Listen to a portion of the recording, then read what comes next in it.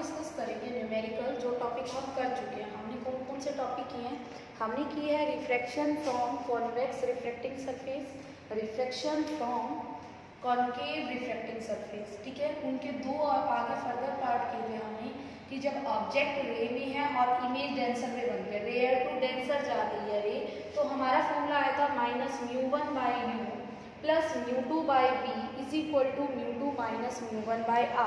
ऐसे ही हमने सेकेंड किया था जब हमारी जो रे है डेंसर टू रेयर में जा रही है, मतलब जो ऑब्जेक्ट रखा हुआ है वो डेंसर में रखा हुआ है और जो इमेज बन रही है वो हमारे कहाँ बन रही है? रेयर में बन रही है। उस केस में हमारा फॉर्मूला आया था -μ2/u plus μ1/v is equal to μ1 minus μ2/r। हमने μ1 जो ले रखा था वो रेयर मीडियम ले रखा था और जो μ2 ले रखा था वो डेंसर मीडियम ले रखा था। ये दोनों फॉर्मूले हम अच्छे से डिराइव कर चुके हैं, ठीक है। तो अब हम इस पे बेस न्यूमेरिकल करेंगे। तो हम स्टार्ट करते हैं न्यूमेरिकल। न्यूमेरिकल पहला क्या है देखिए, an object is placed 50 centimetre from the surface of glass sphere of radius 10 centimetre along the diameter, ठीक है। ये हमारे पास एक जो है सरफेस है, ठीक है। वो कह रहा है ऑब्जेक्ट को कहाँ प्लेस किया गया है? 50 सेंटीमीटर। एक सरफेस, मान लो ये हमारा डायमीटर के अलोंग एक सरफेस से 50 सेंटीमीटर, यानी यहाँ पे हमारा क्या है? ऑब्जेक्ट, ठीक है। यही बोला उसने। नेक्स्ट वो बोल रहा है कि रेडियस जो है 10 सेंटीमीटर है, मतलब ये पूरा जो डायमीटर है ये कितना हो गया हमारा? 20 सेंटीमीटर।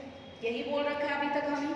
नेक्स्ट वो बोल रहा है where will the final image form. भाई अगर ऑब्जेक्ट को हम इधर रख रहे हैं तो इसकी फाइनल इमेज कहाँ पर बनेगी? Where will the final image form after refraction from both surface, यानी यहाँ से भी रिफ्रैक्शन हो रही है, यहाँ से भी रिफ्रैक्शन हो रही है, दोनों सरफेस से हमारी क्या हो रही है? रिफ्रैक्शन हो रही है। और हमें ग्लास का जो रिफ्रैक्टिव इंडेक्स दे रखा है, ग्लास हमने क्या मान रखा है? देखो अगर रे जो है एयर से ग्लास में जा रही है तो ग्लास क्या है? डेंसर। डेंसर यानी μ2 हमने लिया था, उसका जो हमें दे रखी है वैल्यू वो 1.5 दे रखी है, ठीक है। ये हमें गिवन है। तो देखिए अब दोनों सरफेस से हमने क्या है? रिफ्रैक्शन लिया, तो दोनों सरफेस का अलग अलग, एक का P1 ले लिया, एक का P2 ले लिया और ये हमने ले लिया सेंटर ऑफ कर्वेचर। पहली जो रे है जो ऑब्जेक्ट से अब रे निकलेगी वो ऐसे जाएगी, यानी वो कहाँ से कहाँ जाएगी? और अंदर एंटर करेगी। अंदर एंटर करेगी, हम देखते हैं इमेज अंदर ही बनती है या बाहर बनती है। पहले तो हमें मतलब अब जो हमारी रे है कहाँ से कहाँ जा रही है? Rare to denser. तो हमें कौन सा फॉर्मूला लगाना पड़ेगा? ये रेयर टू डेंसर के लिए यही फॉर्मूला है। तो -μ1/u, देखो हम पुट करते हैं -μ1, यानी जो अब सारे डिस्टेंस P1 से हैं, हम फर्स्ट सरफेस की बात कर रहे हैं तो सारे डिस्टेंस हम कहाँ से लेते हैं? पोल से। तो सारे के सारे डिस्टेंस हमारे P1 से हैं, तो हमें ऑब्जेक्ट डिस्टेंस दे रखा है यानी OP1, U हमें दे रखा है। U हमेशा हमारा नेगेटिव होता है except virtual case. Virtual case होता है तब हमारा U पॉजिटिव हो जाता है।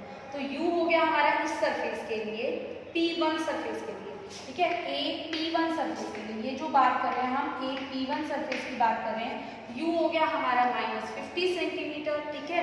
μ1 हो गया हमारा 1, μ2 हो गया हमारा 1.5 और R अगर ऑब्जेक्ट इस तरफ है, इसका R तो इस तरफ बन रहा है ना, तो R तो पॉजिटिव होगा। ऑब्जेक्ट की अपोजिट साइड है, ऑब्जेक्ट नेगेटिव में है तो R पॉजिटिव में होगा, यानी R हमारा क्या हो गया? 10 सेंटीमीटर, ठीक है। तो हम ये वाला फॉर्मूला लगाएंगे इसके अंदर, ठीक है। हमारी जो रे है रेयर टू डेंसर में जा रही थी, मुझे फॉर्मूला पता है कौन सा फॉर्मूला होता है इसके लिए? -μ1/u plus μ2/v is equal to μ2 minus μ1/r। u हमें गिवन है -50, मैंने एक्सप्लेन कर दिया। माइनस क्यों लिया मैंने? r पॉजिटिव क्यों लिया? क्योंकि u के अपोजिट साइड है μ1 μ2, ये सब हमें गिवन है। यहाँ से अगर हम सॉल्व करते हैं तो v हमारा आ जाता है 50 सेंटीमीटर। v हमारा आ गया 50 सेंटीमीटर, यानी ये जो रे है इसकी इमेज कहाँ बन रही है? इससे 50 सेंटीमीटर पे 20 हो गया, यानी हमें 30 और आगे चलना, यानी जो इसकी इमेज बन रही है, मैं उसको नाम बोल रही हूँ I1, वो हमारी यहाँ पर बन रही है। देखो या फिर पेंट हो जाएगी ऐसे, यहाँ पर बन P1 I1 हमारे पास क्या आ गया? यानी 50 सेंटीमीटर, इससे 50 सेंटीमीटर बना ना, तो P1 I1 is equal to 50 centimetre. अब ये रे क्या करेगी, देखो ये रे क्या है, इस सरफेस से वापस जाएगी, ठीक है, और ऐसे इससे जाके फिर दोबारा इधर से रिफ्लेक्शन होगी। ये रे जो है वापस जाएगी इस पाथ से, फिर रिफ्लेक्शन होगा, ये रे ऐसे चली जाएगी। लेकिन अगर हम पीछे एक्सीड करेंगे तो फाइनल इमेज अब हमारी यहाँ बनेगी। ये जो रे आई है, ये हमारी जो इमेज आई है, इसकी रे वापस इस सरफेस पे जाएगी और दोबारा टकरा के वापस आ जाएगी, रिफ्लेक्ट होकर वापस आ जाएगी। ऐसे जा रही थी ये, तो आगे तो कोई मिलेगी नहीं, हमने इसको इमेज में, यानी अब ये जो है P2I1, भाई ये बनी ना ऑब्जेक्ट वाली रे, और फाइनल इमेज हमारी ये बनी, ठीक है। तो P2I1 हमारे क्या हो गया, हमारा वर्चुअल इमेज। इसको वर्चुअल क्यों बन रहे हैं, मतलब पहले केस की इमेज दूसरे के लिए ऑब्जेक्ट का काम कर रही है, तो ऐसे केस में बोला जाता है वर्चुअल ऑब्जेक्ट। तो वर्चुअल ऑब्जेक्ट यानी कितना होगा इसके लिए ऑब्जेक्ट ये बना ना, तो P2I1 यानी हमें ऑब्जेक्ट डिस्टेंस की वैल्यू निकालनी है, P2I1 वर्चुअल ऑब्जेक्ट जो कि हमारा क्या है u। तो हम इसकी वैल्यू कैसे निकाल सकते हैं, देखो P2I1 की हम यूँ कर दें, P1I1 तो हमारे पास है, P1I1 में से P1 P2 घटा, P1I1 में से P1 P2 सब्ट्रैक्ट करते हैं तो हमारे पास आ रहा है 50 माइनस P1 P2 कितना है 20, इट मीन्स हमारे पास आ गया 30 सेंटीमीटर। इट मीन्स हमारे पास क्या आ गया 30 सेंटीमीटर, यानी हमारा AP2 सरफेस के लिए, सरफेस AP2 की बात चल रही है, ठीक है। AP2 के लिए हमारे पास u आ गया 30 सेंटीमीटर। जो वर्चुअल ऑब्जेक्ट होता है हमेशा उसका जो डिस्टेंस लेते हैं वो पॉजिटिव लेते हैं, r, इसका r इस तरफ हो गया, ऑब्जेक्ट इस तरफ, ऑब्जेक्ट पॉजिटिव, और r अपोजिट साइड, यानी इस बार r नेगेटिव, कितना हो गया -10 सेंटीमीटर, ठीक है। पहले रे हमारी आई थी रेयर टू डेंसर में, तो नेक्स्ट सरफेस के लिए क्या होगी, डेंसर से रेयर। तो डेंसर से रेयर के लिए क्या फॉर्मूला होता है, -μ2/u plus μ1/v is equal to μ1 minus μ2/r। इसके लिए हम v निकालते हैं, v मतलब P2I, हम क्या निकाल रहे हैं P2I, v निकाल रहे हैं हम इसके लिए, ठीक है। तो हम -μ2/u -1.5 अपन में u कितना है 30 प्लस μ1/v हमें निकालना है μ1 माइनस μ2 अपॉन में r -10। ये हमने वैल्यू पुट कर दी, ठीक है, ये वैल्यू हमने पुट कर दी है। अब हम इसको सॉल्व करते हैं कि हमारी v की वैल्यू क्या है। हमारा v आया इधर से सॉल्व करने के बाद 10 सेंटीमीटर, यानी ये डिस्टेंस हमारा कितना आया 10 सेंटीमीटर। देखो अब उसने कहा फाइनल इमेज कहाँ बनी, अगर मैं P2 से उसका डिस्टेंस बता दूं तो P1 वाले के साथ पार्शियलिटी हो जाएगी, P1 वाला कहेगा कि मेरे से क्यों नहीं बताया फाइनल इमेज का डिस्टेंस, और P1 से बता दूं तो P2 नाराज। तो हम सेंटर से लेंगे हमेशा डिस्टेंस, सेंटर से ये डिस्टेंस कितना है आई का 20 सेंटीमीटर, 10 ये 10 ये, यानी जो फाइनल इमेज है वो कहाँ पर बनी हमारी 20 सेंटीमीटर, 20 सेंटीमीटर, ये हमारी फाइनल इमेज। पहले केस लिया हमने रेयर टू डेंसर, दूसरा लिया हमने डेंसर टू रेयर, ठीक है। तो हमारा नेक्स्ट क्वेश्चन है question number 2।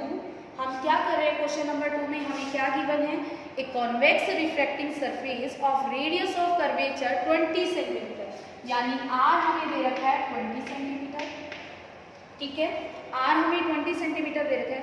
Separate two media of reflective index, दो मीडिया को ये सेपरेट कर रही है रेडियस, कौन कौन से मीडियस को, देखो एक तो हमें दे रखा है 4/3, एक हमें दे रखा है 1.6 डिग्री।